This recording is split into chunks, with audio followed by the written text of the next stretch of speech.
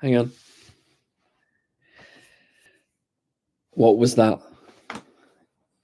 That was one of the most terrible performances this season so far. I've just got back from the game. Took about an hour and a half through terrible traffic. We're only out towards Salisbury sort of way. After a game like that as well, just absolutely shocking. Words can't really describe the feeling.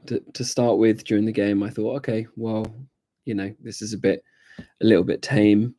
And then as it went on, it was zero energy from some of the players.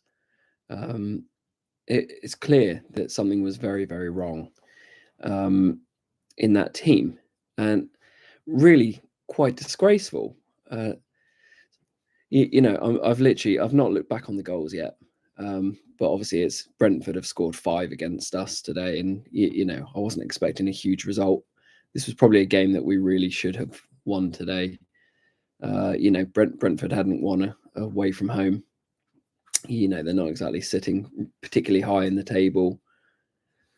They've got some decent players, but looking at the last couple of games, we'd seen some real improvements, some energy, some passion, some fight. Like there's some kind of a chance left, and that for me has blown that all out of the water. I'm really, really quite concerned about where everything's going in the future. And I don't think that was just down to tactics. I think that was down to some of the players and some real desire. Obviously, Matty Fernandez was a big loss today. That energy in the middle of the field, but we did have Flynn Downs back. Joe Aribo for me. I don't want to slate the guy. He's been up and down, but that for me was one of his worst performances. Watching him take the ball and try and turn was watching a ship dock in Southampton Harbour. That it was so slow and pedestrian. Like you need to get that ball and keep it moving and turn it quickly. But it was almost like everything coming to a stop. So we had that. I thought the defending was terrible. It's clear Jan Bednarak and Harwood Bellis really want to do something with the ball, and they have passion. But part of that also makes me think, the defending was bad because there was no midfield guarding them. The players were up the pitch, couldn't get back in time. But I just kind of want to look at the stats. Say I haven't seen the goals yet, but the stats, it's 50-50 on possession, and that surprised me somewhat because I thought Brentford were taking the mickey with keeping the football with the goalkeeper for a fair period of time. I thought that was a bit cheeky and a bit pointless, really, on their behalf. But they've had 20 shots against our 8, 11 of their shots on target. Only one of ours on target. That is shocking. Our passes exactly the same, pretty much. We had 2 more passes. At times, it felt like Russell Martin was leading that team again. It was just very strange sort of feel to that game. It didn't feel like there was any identity. And I know Juric has only had 2 games, but that's a period of time where we should be starting to get away from some of this Russell Martin stagnant football. Aaron Ramsdale's had to put in some saves today. We've recorded 10 fouls apparently. I thought Brentford were fouling us as much as we were them. That's just the basic stats, and again, the amount of shots that they've had on there, it's not great. So I stuck about to the end. A lot of people were saying, don't bother, just go home. But I wanted to see what happened at the end, and there were boos, and I'm not surprised. And there's frustration, not just at players. Like some of the players got off that pitch as quick as they could, like straight down that tunnel. Adam Armstrong straight down there. Whether that was because he was frustrated because he didn't get put on. I thought he brought a bit of energy initially, and that died out pretty quickly.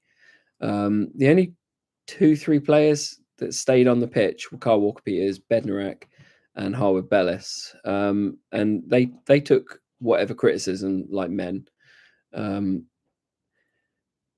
That was just a crumbled defeat, and as a fan, how I mean, all of you are fans here, but how hard is it for you to keep going back to matches or up and down the country when you're seeing performances like that? It was just absolutely unbelievable. There were boos throughout. I thought, when we came out in that second half, it looked positive for 10 minutes, didn't it? We pretty much nearly scored. And then after that, it just was downhill, absolute dire football. The managers had something to say, so I'll read that out in 2 seconds when I grab that up. Let's have a look here. Oh, the player ratings, by the way: Ramsdale a 4, Harwood Bellis 5, Bednarek 5, Wood 6. That's not what I really saw on the pitch. Bree 5, Ugachukwu.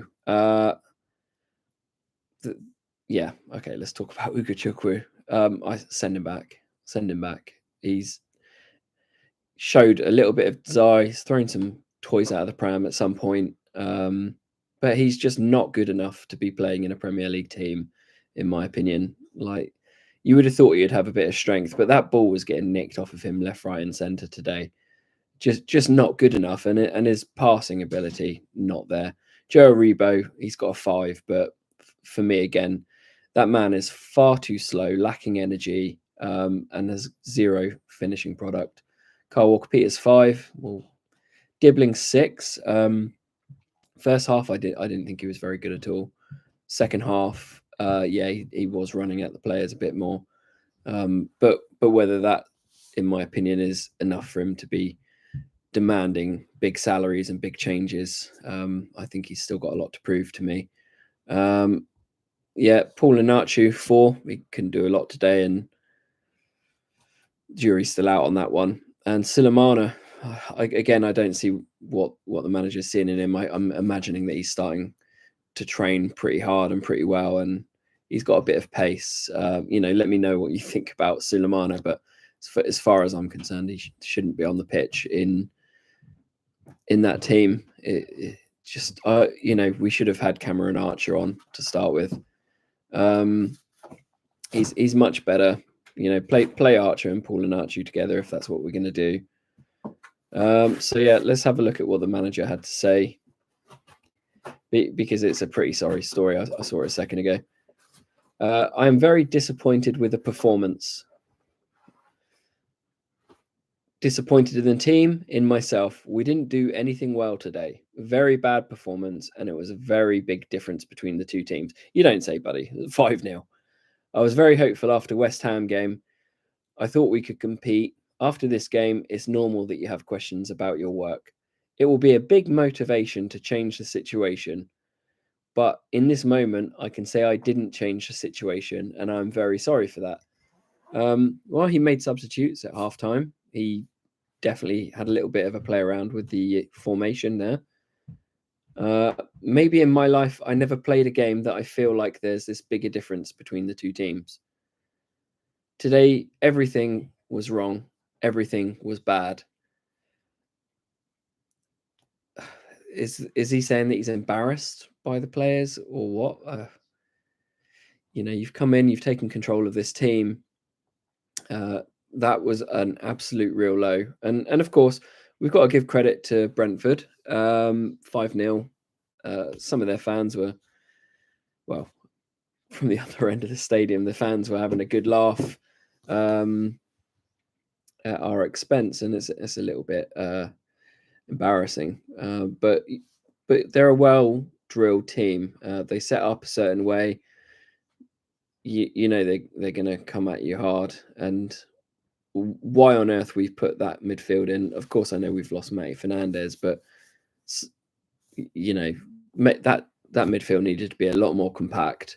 And Lallana is obviously not the answer, and we're in a pickle in that midfield. So anyway, summing it up, I'm going to be editing in a minute, but thought I'd just get a bit of word in there, to be honest. And that's probably that probably felt worse than the Chelsea and the Tottenham game to me, because we've had a little bit of hope. I thought things were turning a little bit, and absolutely not. So real big shame there. So yeah, thanks for the comments. I'll get back to you all soon. Vlog will come out tomorrow morning, so if you're about, it'd be great for you to tune in. So that'll be out probably like 6 a.m. in the morning. I'm not going to rush and get it out tonight. So yeah, up the Saints. Cheers.